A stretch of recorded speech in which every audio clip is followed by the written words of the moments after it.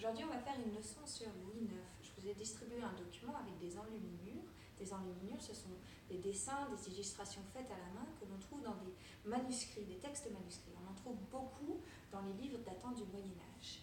Voici la première enluminure.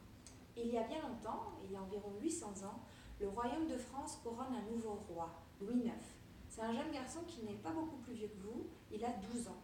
Ce que nous voulons comprendre avec la leçon d'aujourd'hui, c'est comment un enfant si jeune réussit à devenir un des rois majeurs de l'histoire du royaume de France. Un souverain sur le trône pendant 44 ans et un homme qui a construit la souveraineté royale et à qui nous devons les bases de notre système judiciaire d'aujourd'hui. La souveraineté royale, qu'est-ce que c'est ? Commençons par la souveraineté. La souveraineté, c'est le droit d'exercer le pouvoir suprême sur une région géographique. Ici, ce serait le royaume de France. Et royal, ça veut dire que c'est le roi qui détient ce pouvoir. Vous allez me dire que Louis n'est pas le premier roi de France et que s'il était roi, il avait déjà ce pouvoir. Eh bien, pas complètement.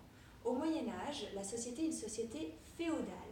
Le royaume se divise en plusieurs territoires, des duchés, des comtés et d'autres domaines dirigés par des seigneurs.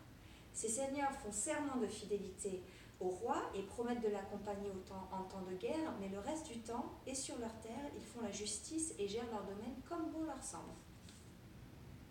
Soutenu par sa mère, Blanche de Castille, que vous pouvez voir ici, qui l'aidait à gouverner jusqu'à ce qu'il atteigne sa majorité, Louis IX affirme le pouvoir royal sur le pouvoir féodal, avec des batailles contre les seigneurs résistants, mais surtout avec de la diplomatie, la force de convaincre dont sa mère était particulièrement dotée.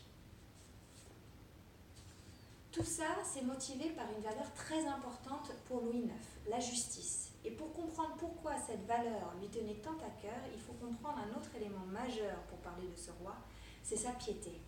Louis IX, qu'on appelle aussi Saint Louis, croyait en Dieu très fermement.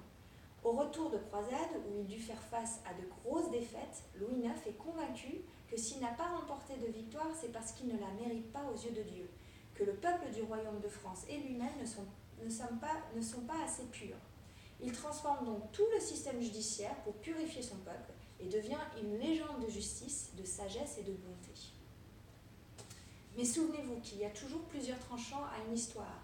Pour la France, pour les catholiques, Louis IX est un être d'une charité absolue qui nourrit et lave lui-même les pauvres et les lépreux, qui fait construire des hôpitaux pour les plus démunis. Mais c'est aussi lui qui impose la ruelle. Ce symbole que vous voyez ici, c'est un blason de tissu pour reconnaître et exclure les juifs. C'est lui qui est à l'origine de la 7e et la 8e croisade, des événements marquant l'histoire par leur brutalité sanglante sur les terres musulmanes. Ainsi, l'histoire de Saint-Louis, c'est un parfait exemple pour rappeler que l'étude du passé nécessite du recul et de l'objectivité, et de se souvenir que les faits qui nous sont rapportés sont des opinions subjectives de divers individus. Et pour concevoir la vérité, il faut savoir se munir de l'ensemble de ces opinions.